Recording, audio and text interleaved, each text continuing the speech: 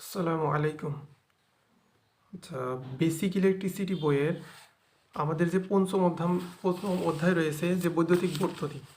তো বৈদ্যুতিক বর্তনীতে এখানে অনেকেরই সমস্যা আছে, সেটা হলো যে আমরা তো কিভাবে প্যারালাল সার্কিটের ক্ষেত্রে যখন প্যারালাল আছে, কোনো দুইটা রোধ যখন প্যারালালে সংযুক্ত আছে তখন শাখা কারেন্ট বা শাখা ভোল্টেজ নির্ণয়ে সমস্যা হচ্ছে না। কিন্তু যখন কোনো ওহম বা কোনো রোধ সিরিজে সংযুক্ত আছে, তো সেই সিরিজ যে সংযুক্ত, যেমন এটা দেখি আমরা যে 23 নম্বর উদাহরণ 23 নম্বর বলছে নিচের বর্তনীর মোট রোধ, মোট কারেন্ট এবং 14 ওহমের ভোল্টেজ ড্রপ নির্ণয় করো। তার মানে এই যে এই 14 ওহম কিসে সংযুক্ত আছে? সিরিজে সংযুক্ত আছে। তো এই 14 ওহমের ভোল্টেজ ড্রপ নির্ণয় করতে অনেকেরই সমস্যা হচ্ছে, বা এই 14 ওহমের মধ্য দিয়ে প্রবাহিত কারেন্ট নির্ণয় করতে অনেকেরই সমস্যা হচ্ছে। তো এইটার সমাধান করার চেষ্টা করবো ইনশাআল্লাহ। তো দেখি আমরা প্রথমে কি করব, আমরা দেখি প্রশ্নটা পড়ে প্রশ্নে কি বলছে। বলছে নিচের বর্তনীর মোট রোধ, মোট কারেন্ট এবং 14 ওহমের ভোল্টেজ ড্রপ বের করো। মোট কারেন্ট, মোট রোধ, মোট কারেন্ট। আচ্ছা, আমরা এর আগে এগুলা শিখছি যে কীভাবে করব আমরা। তো আমরা যদি প্রথমে চিত্রটা অঙ্কন করি যে 100 ভোল্ট। আচ্ছা, এটা হলো 10 ওহম, এটা হলো 20 ওহম,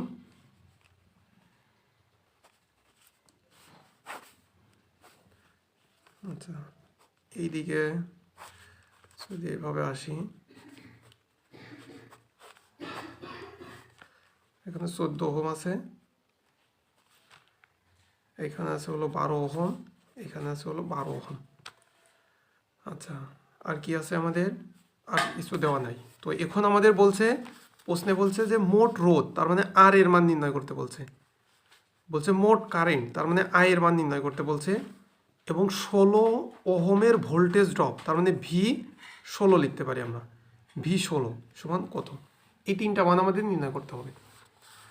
তো আমরা যারা শর্টে নির্ণয় করতে পারি, যে এই আর এর মান নির্ণয় করতে পারি, তাহলে তো ওইগুলো আমরা করতে পারবো, সমস্যা নাই, ওইটা ওইভাবে করতে পারো তোমরা।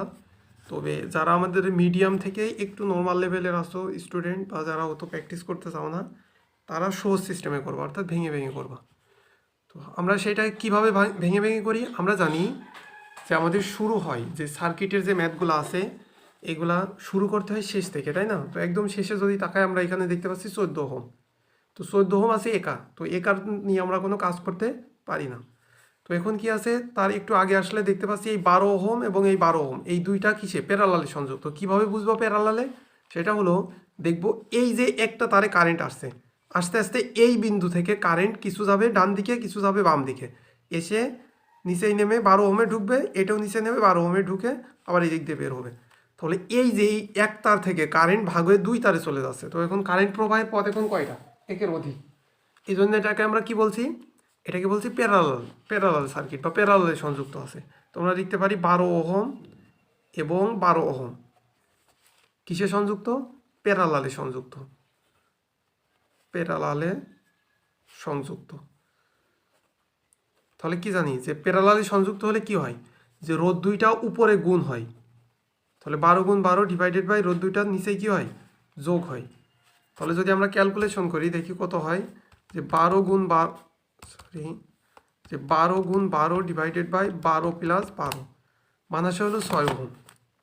তো এটার মান আসলো 6 ওহম। তার মানে এই যে দুইটা রোধ ছিল, এই দুইটা রোধ মিলে একটা রোধ হলো 6 ওহম। তো যদি আমরা চিত্রটা আবার অঙ্কন করি, কেমন হয়? আচ্ছা, এটা এখন এখানে দেওয়ার দরকার নেই, এখানে দিতে পারি। আচ্ছা, এটা হলো 100 ভোল্ট, এটা হলো 10 ওহম ছিল, ও এখানে মাঝে একটা আছে 20 ওহম।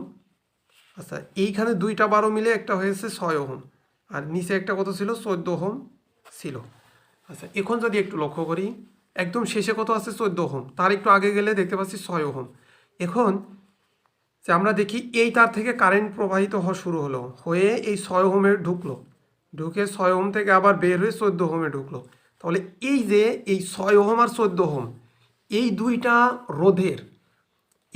রোধেরই মধ্য দিয়ে, মানে এই দুইটা রোধের মধ্য দিয়ে একই তারে কারেন্ট প্রবাহিত হচ্ছে। তার মানে এখানে কারেন্ট চলাচলের পথ রয়েছে একটা, এই জন্যই 6 ওহম এবং 14 ওহম কিসে সংযুক্ত? 6 ওহম এবং 14 ওহম সিরিজে সংযুক্ত, সিরিজে সংযুক্ত। তাহলে যেহেতু সিরিজে সংযুক্ত তার মানে কি হবে? যোগ হবে। তাহলে আমরা কত লিখতে পারি যে 6 + 14 ইজ ইকুয়াল টু 20 ওহম। তার মানে এই যে এই দুইটা এই 14 আর এই 6 এই দুইটা মিলে 20 ওহম হলো। তো এখন যদি আমরা একটা চিত্র অঙ্কন করি 100 ভোল্ট, তাহলে এখানে 10 ওহম ছিল, এখানে এই দুইটা মিলে আরেকটা হয়ে গেল। আচ্ছা, এইটা হলো আমাদের 10 ওহম দেওয়া ছিল, এটা হলো 20 ওহম, আর এই 14 আর 6 মিলে এটা হয়ে গেল 20 ওহম। তো এখন আবার যদি আমরা দেখি যে এই বিন্দুতে খেয়াল করি যে কারেন্ট আসছিল এই তার থেকে, এসে এই বিন্দু থেকে কিছু কারেন্ট ডান দিকে চলে গেল, কিছু কারেন্ট নিচেই নেমে গেল। তাহলে কারেন্ট চলাচলের পথ এখন কয়টা? দুইটা। তাহলে এই কী হবে? এই দুইটা প্যারালালে সংযুক্ত, লিখতে পারি 20 ওহম এবং 20 ওহম প্যারালালে সংযুক্ত।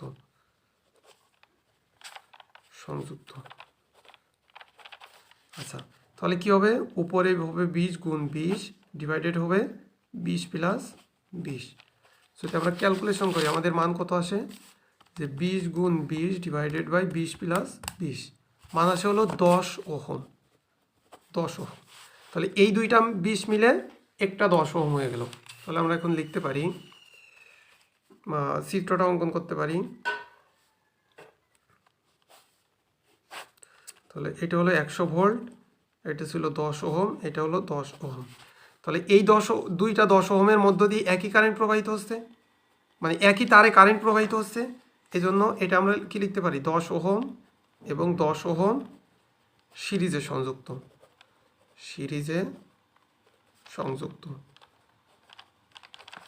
আচ্ছা, তাহলে কি হবে? অতএব মোট রোধ আর ইজ ইকুয়াল টু কত হবে? 10 + 10 ইজ ইকুয়াল টু 20 ওহম। তাহলে আমাদের প্রশ্নে কী চেয়েছিল? মোট রোধ চেয়েছিল। তার মানে এইটা হলো আমাদের একটা অ্যান্সার। 2 নম্বরে কী চেয়েছিল মোট কারেন্ট, লিখতে পারি মোট কারেন্ট। আচ্ছা, মোট কারেন্ট, আমরা মোট কারেন্ট নির্ণয়ের সূত্র কি জানি? যে I is equal to V divided by R। তো V এর মান দেওয়া আছে আমাদের 100, আর এর মান পেলাম 20। তাহলে যদি আমরা ক্যালকুলেশন করি 100 ডিভাইডেড বাই 20 মান আছে হলো 5 এখন কারেন্টের একক কি? অ্যাম্পিয়ার। তাহলে আমরা কি লিখব? এটা লিখবো হলো 5 অ্যাম্পিয়ার। আচ্ছা, এটা হলো আমাদের আরেকটা উত্তর। তো এখন আমাদের প্রশ্নে কী চেয়েছে? যে এই 14 ওহম, আচ্ছা তাহলে ভি মানে 14 হবে এখানে। তো আমাদের কি বলছে? যে 14 ওহমের মধ্য দিয়ে প্রবাহিত ভোল্টেজ ড্রপ বা 14 ওহমের ভোল্টেজ ড্রপ। আচ্ছা, যদি আমরা এই সূত্র থেকে আসি, এই সূত্র থেকে যদি আমরা দেখি যে আই সমান কি? ভি ভাগ আর। তাহলে আমরা যদি এইটা এখানে একটু লিখি যে I is equal two V ভাগ আর। এখন এই আই এর নিচে কিছু নেই, মানে কত আছে? 1 আছে। আচ্ছা, এটা যদি লিখে I is equal two V ভাগ আর, মানে আই এর নিচে কিছু নেই মানে 1 আছে। তাহলে এই ভি কার সাথে গুণ? 1 এর সাথে গুণ। তাহলে ভি, আর এই আই কারের সাথে গুণ? আর এর সাথে। তাহলে আই আর। তাহলে আমাদের কত নির্ণয় করব? বলছে 14 ওহমের মধ্য দিয়ে ভোল্টেজ ড্রপ, তার মানে ভি 14, তার মানে আই 14 আর 14। এখন এই আর 14 মানে কি? এই 14 ওহম, তার মানে আর এর মানটা আমাদের দেওয়া আছে। এখন যদি এই আই 14 এর মানটা নির্ণয় করতে পারি, তাহলে এই আই 14 আর 14 সাথে গুণ করে আমরা ভি 14 পেয়ে যাব। তাহলে আমরা কি, আমাদের কাজ হলো এই আই 14টা নির্ণয় করা। হ্যাঁ, আই 14টা নির্ণয় করা হলো কাজ। তো এখন একটু বোঝার বিষয় আছে, সেটা আমাদের বুঝতে হবে। এখন যদি আমরা চিত্রের দিকে খেয়াল করি, চিত্রটা মনোযোগ দিয়ে খেয়াল করলে এটা দেখতে পাবো যে এই বিন্দু থেকে আমরা চিত্রটা ভালো করে বুঝি যে কারেন্ট প্রথমে 100 ভোল্ট, তার মানে ভোল্টেজ উৎস থেকে প্রবাহিত হওয়া শুরু করলো, হয়ে এখানে 10 ওহমের ঢুকলো, 10 ওহম থেকে বের হলো। এখন এই বিন্দু থেকে কারেন্ট ভাগ হলো, ভাগ হয়ে কিছু কারেন্ট ডান দিকে গেল, কিছু কারেন্ট নিচে চলে আসলো। তো এখন এই নিচেই যে কারেন্ট আসলো সেটা কি হলো? ওই 20 ওহমে ঢুকলো, 20 ওহম থেকে বের হয়ে আবার এই ভোল্টেজ উৎসের এখানে চলে গেল।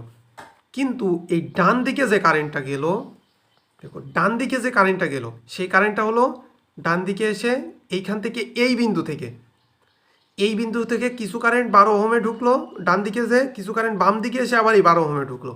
ঢোকার পরে দুইটা কারেন্টই বের হয়ে আবার মানে দুইটা কারেন্টই বের হয়ে চলে আসলো এই তার দিয়ে। এই তার দিয়ে কিন্তু এই 14 ওহমে ঢুকে পড়লো। আচ্ছা, সেটা আমরা নির্ণয় করি। আগে আমরা নির্ণয় করি যে আমাদের এই তারে এইখানে কারেন্ট কত ছিল, এইখানে কারেন্ট কত আমাদের সেটা নির্ণয় করতে হবে। ঠিক আছে। আচ্ছা, এই যে পূর্ববর্তী তার, অর্থাৎ এই যে এই তারে যে কারেন্টটা আছে, এই কারেন্টটাই তো ভাগ হয়ে কিছু কারেন্ট নিচে আসছে, কিছু কারেন্ট ডান দিকে যাচ্ছে। তাহলে আগে আমরা এই 20 ওহমের মধ্য দিয়ে প্রবাহিত কারেন্ট কত সেটা নির্ণয় করি। তাহলে দেখো আমরা লিখতে পারি I 20 ইজ ইকুয়াল টু, আচ্ছা I 20 মানে হলো 20 ওহমের মধ্য দিয়ে প্রবাহিত কারেন্ট। তার মানে আমরা কি জানি যে যে কোনো রোধের মধ্য দিয়ে প্রবাহিত কারেন্টকে আমরা কি বলি, শাখা কারেন্ট।